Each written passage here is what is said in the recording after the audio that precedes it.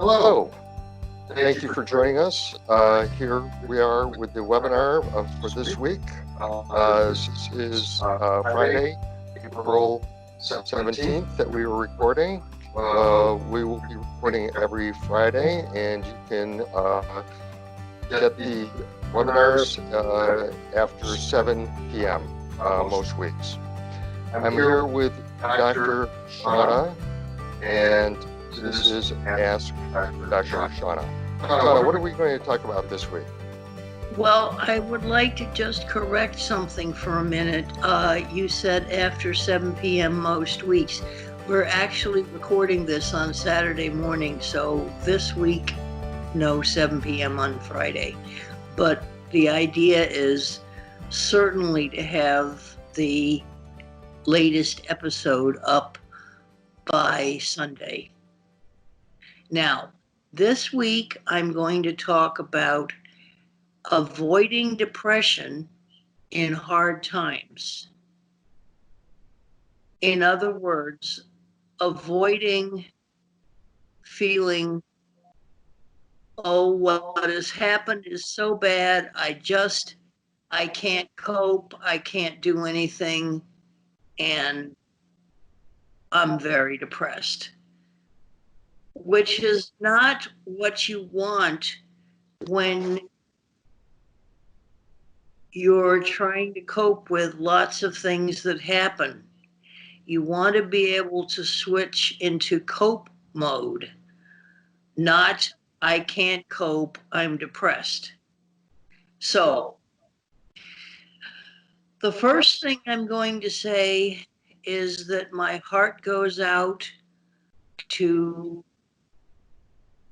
the families of the 13,000 New Yorkers who have died from the coronavirus, and also to the families of people in other states that haven't been so badly affected, but nevertheless, the death of your husband, father, wife, mother, sister, whatever, is your tragedy. And so I include you in this. Although I have a special fondness for, I used to live in New York City. I lived there for many years. Now I live in Rochester, which is 500 some miles away. And things are much easier up here because it's not the big, dense city, although it is a city. Mm-hmm. But the first thing I would say to anybody is if you have reason to grieve and be acutely grieving for somebody in your close family, I would take a few days off, whether it's standard 3 days that they used to allow in business, 3 days of compassionate leave, or 5 days. There are a few serious business decisions which have to be decided immediately. And the emotions which fill a person when they're acutely grieving are not the objective analytical thoughts that they would have if they were making a good business decision. So I would say defer the decision for a few days. But during those few days, you have to tell yourself, on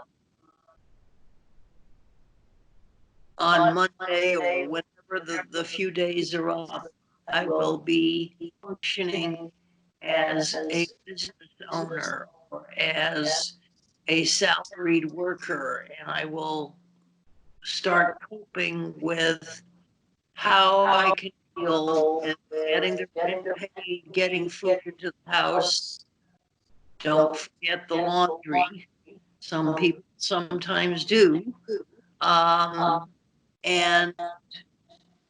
if you tell that to yourself many times a day during the several days that you're actually spending your thought process and your emotion on grieving, I have personal experience of this. By the time the day to go back to work arrives, you will say to yourself, well, today's Monday morning, and I guess I'll get up and cope with and it won't seem as difficult because you have told your mind many times over that that's what it's going to be doing. So it's kind of primed and ready for that. I wonder, when people are grieving, are they making the best decisions? No, that's what I said. Do some grieving first, because you don't have objectivity, and you're not assessing risks and probabilities and so on well. Because you keep thinking about dear so and so who is no longer with us, and you start crying. I would say during the time, if you have remaining family, tell them that you're going to take time off to grieve, so they won't be upset at the idea that our mother died and dad just sobbing all the time. If you tell them, I'm going to take time to grieve because grieving does not mix with a business decision, and trying to combine the two is most unwise. And even afterwards, you might say that between you have dinner at 6 p.m. and between 7 and 9 p.m., you can reminisce. So you don't shut the door on the grief very abruptly. You just say, well, between now and dinner time, I'm going to be focused on the decisions that I need to make and the moves that I need to make to cope with the situation. And I can get back to reminiscing about the person that I love so much that is now no longer here after dinner. Also, it's important, however, I said 7 to 9 p.m. At 9 p.m., day's over. Maybe you want to watch some silly TV, or maybe you want to listen to your favorite music for an hour or so, and then, just like a child, lights out. You don't stay up all night, and you don't mess around with your sleep schedule. Sleep is important if you want to function well next day. So you have 2 hours to, obviously this is fluid, 2 hours to continue your reminiscing, an hour for preparation for bed. And if you have a big family, it's not a bad idea to listen and say, this person left us 10 years ago, the third person left just this past week, but I still have 14 family members.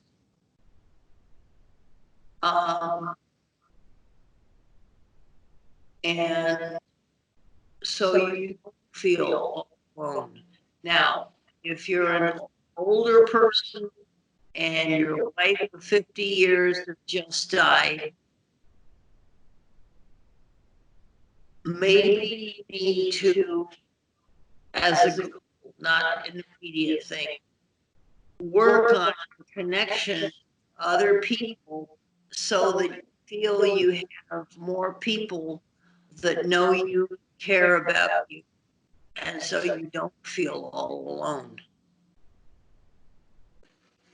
It is an illusion to think that anybody is alone in this world, because there are approximately 9 billion humans on the planet, and we're all interconnected.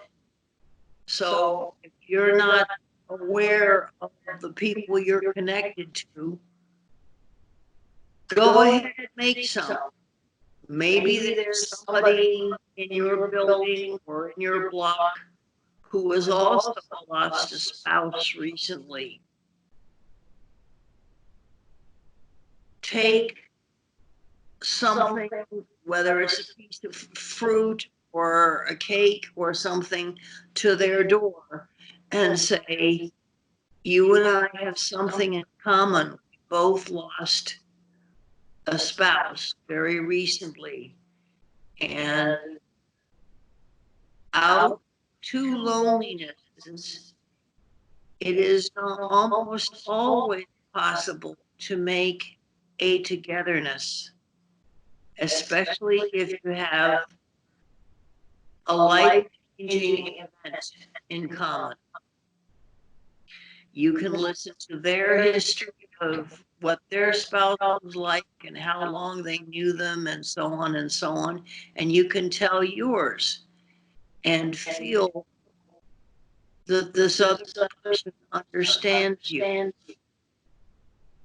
as people who are not of a certain age and have lost a spouse recently.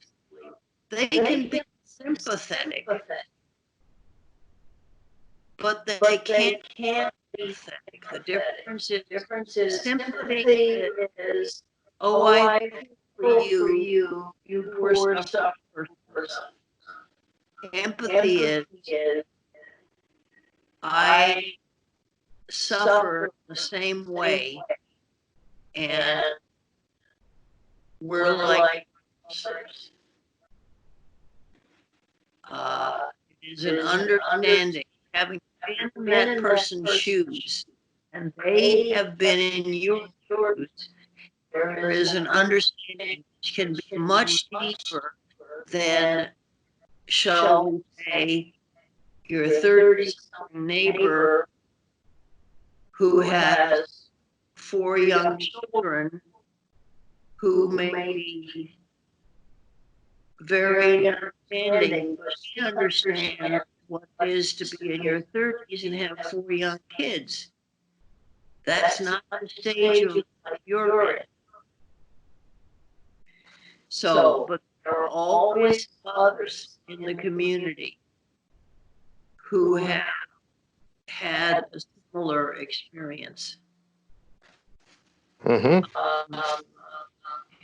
even somebody whose spouse survived, but just barely, they know what it is to be hanging on to the possibility and hoping and praying that their spouse will survive.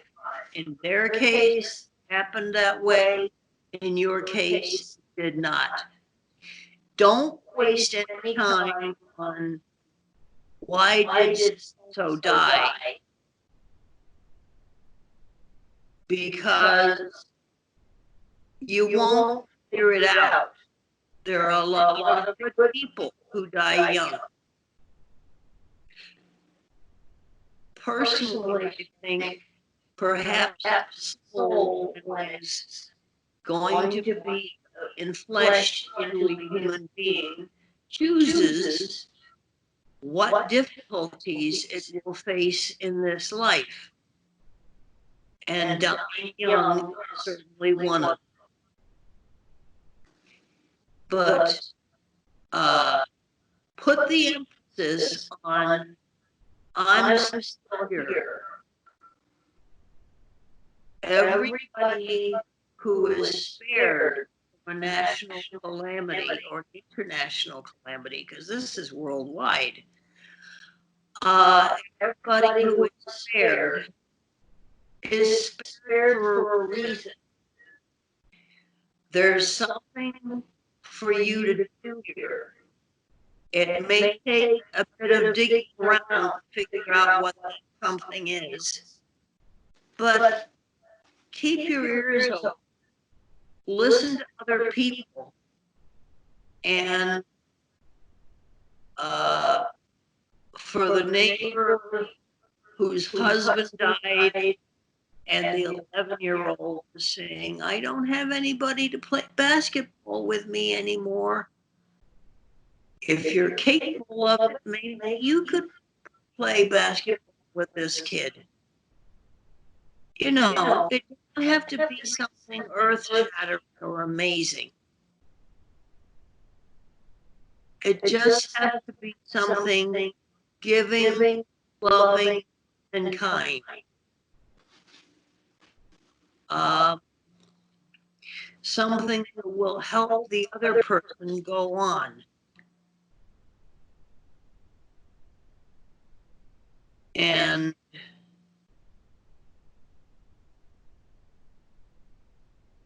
I could also say, your job in this world is not finished yet. So, and if you see somebody in need, particularly if it's somebody who needs something that you could supply, jump, because it is after we give someone something that we receive in our turn. So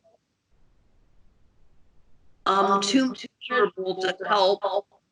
Well, I'll accept that if you're in your few days of acute grief, but if you're past that, I'm too miserable to help doesn't cut it.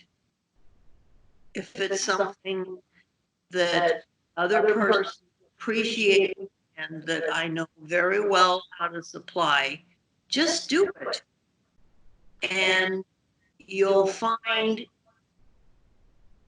if you need to find out, or maybe you need to be reminded how good it is to supply somebody else with what they need. That really feels good. And it gives you a feeling of purpose. And that your life is not pointless.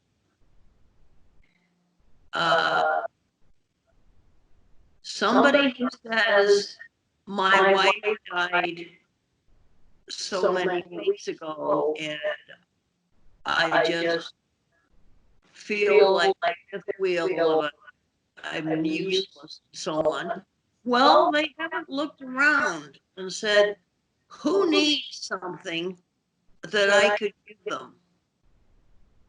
Because that would help them and it would also make me feel terrific. It's like the old adage, it's better to give than receive, because we do get something back. Yes.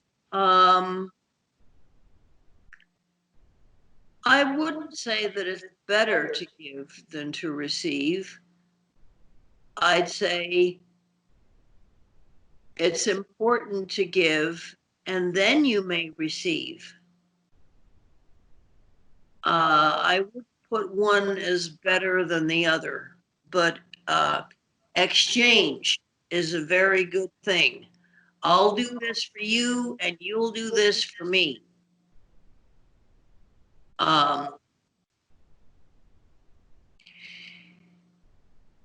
But at least in a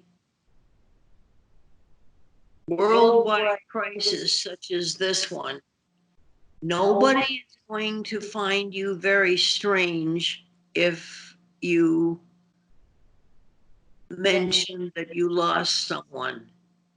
It's not going to be a statement that is out of place because we all know that some of us may have lost more than one person. Um,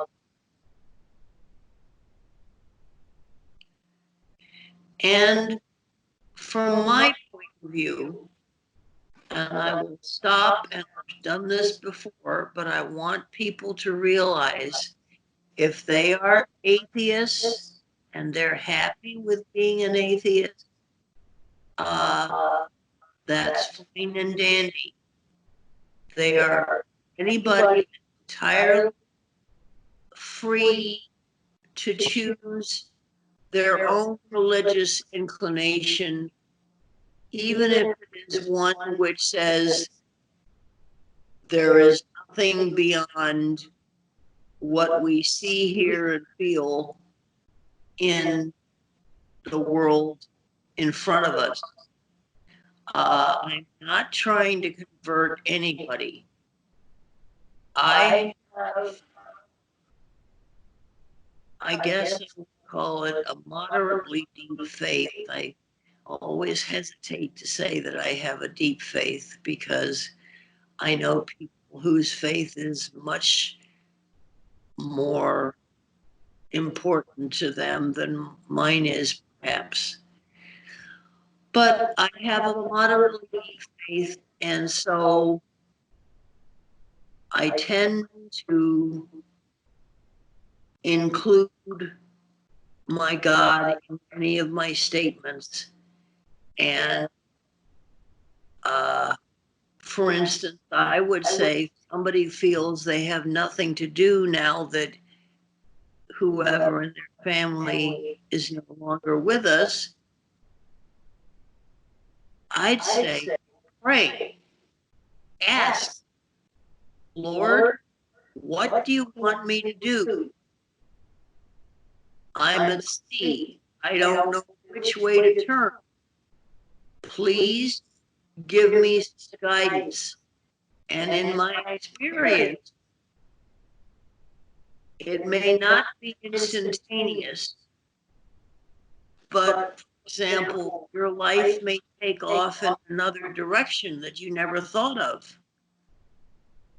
And since you never thought of it and didn't try to get it and so on, and it does it by itself, as it were, well, then maybe that's the direction the good Lord wants you to go in.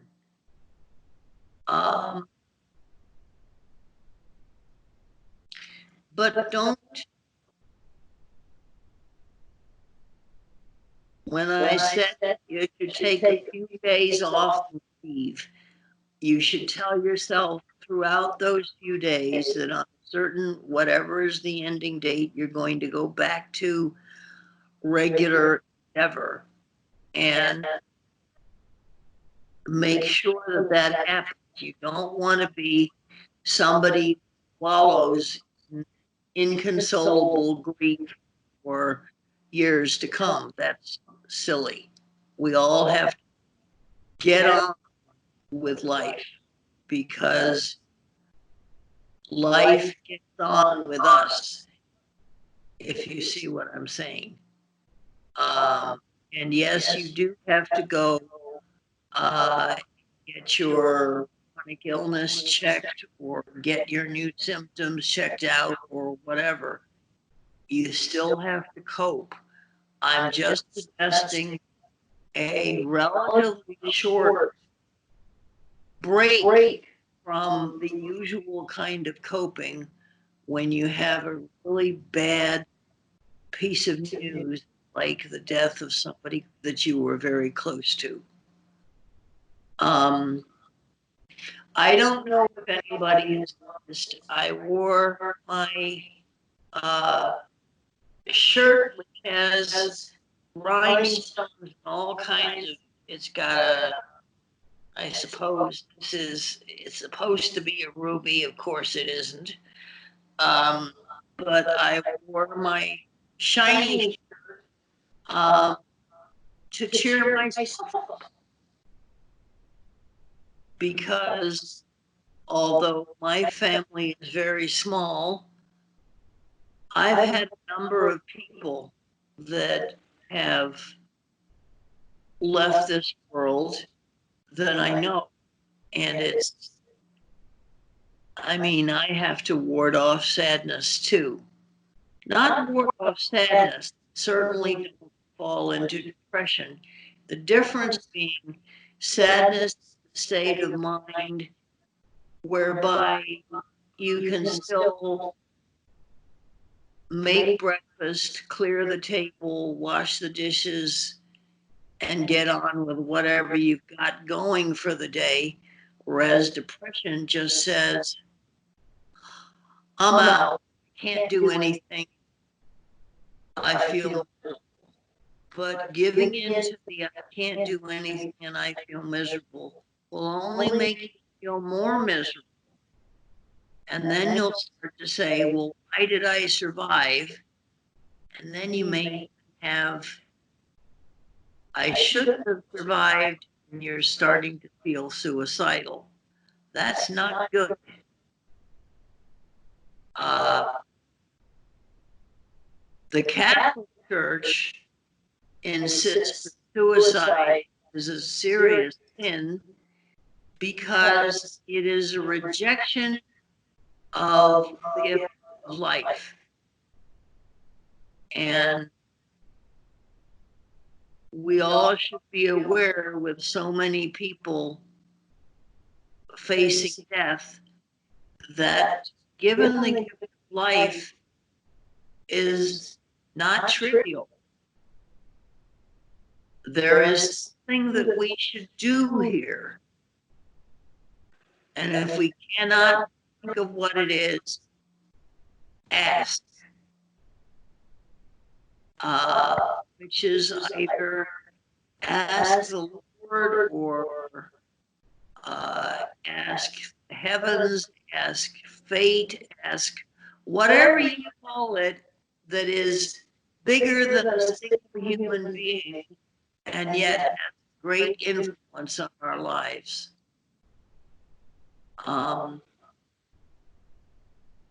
So I would love to hear from any of you.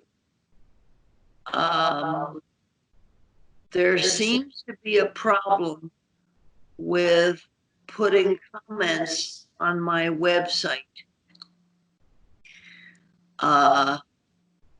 Last night, the website said there were 2 unanswered comments and then said, oops, there were none at all. And that makes me unhappy. I will give you my cell phone number. It's 585 730 0574. 585 730 0574. The best time to reach me is maybe 5 or 6 p.m. and at 8:30 I'm getting ready for bed.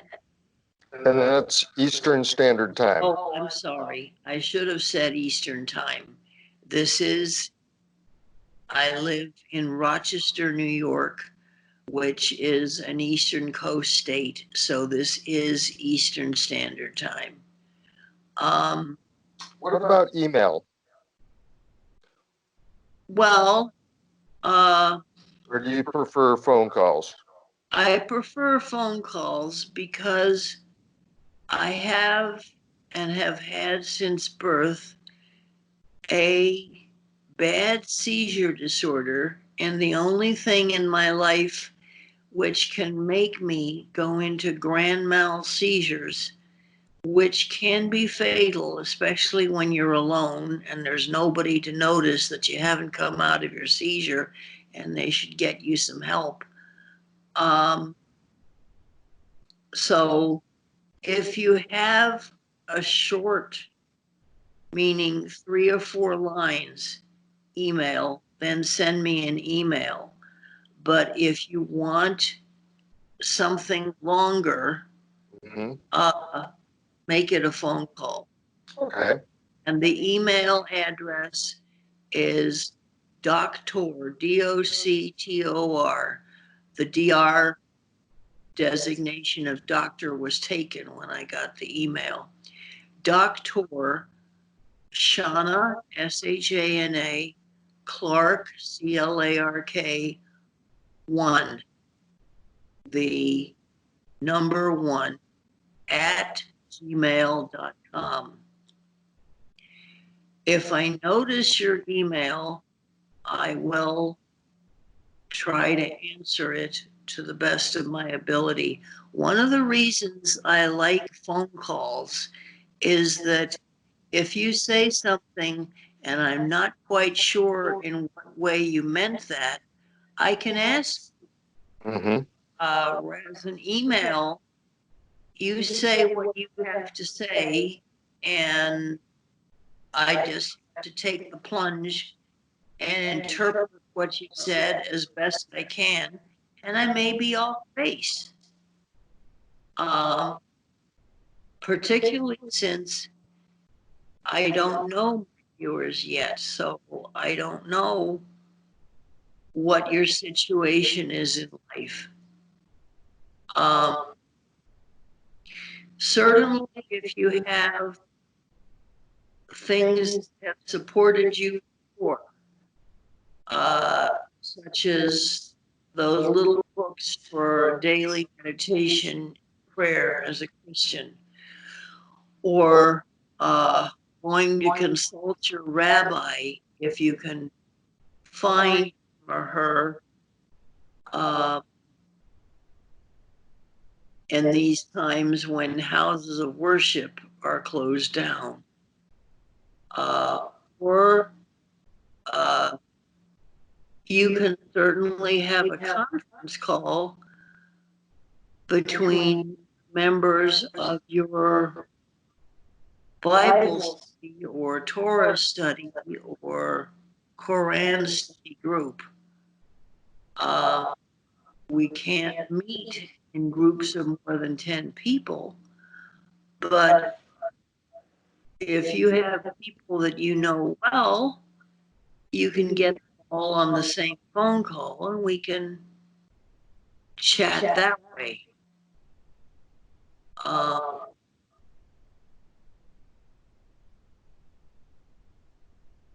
but do stay connected, which, as far as I'm concerned, if you have a nephew or a grandchild who has a birthday and you know them well, send them a card and you can tell about the death of your family member in the card, but realize this is a birthday card, and so you want to keep it mostly upbeat.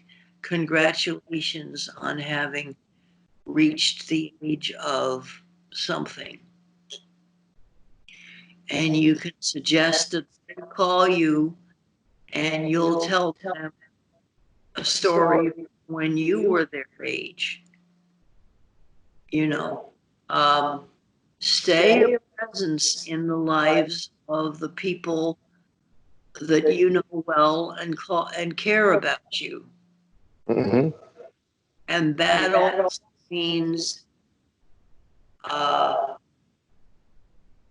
be kind and empathic towards the people that care about you who may themselves have lost someone who's important to them. And they may want to talk about that. So let, you know, if there's any time in my life that I could say, losing a family member, you are not alone, this is it.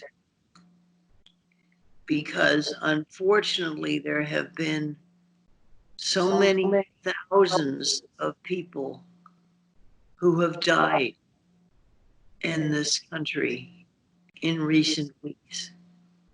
I'm going to finish with a true story that I heard on the radio, which is about New York City hospitals. Now, New York City is, without a doubt, the hardest hit area of this coronavirus. It is estimated that out of the, I hear some broadcasts which say 31,000 people have died, some say 33,000, but more than 10,000 of those people have died in New York City or the immediately surrounding suburbs. And I heard last night that every New York City hospital has adopted an anthem, which is usually a popular song with some upbeat lyrics.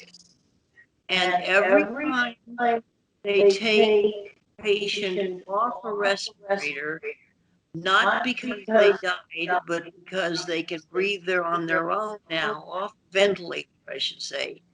They can breathe on their own now, and they don't need the ventilator anymore. They play the hospital anthem over the public address system. And Nice. every time they discharge a patient who had a COVID-19 infection home, they play the anthem over the public address system. So everybody in the hospital knows that someone has survived, has made it back to health. And what's funny is that each hospital has adopted a different song. But everybody in the hospital knows when that song starts playing, it means we won one. That's very uplifting. A great place to stop. Yes. Bye-bye.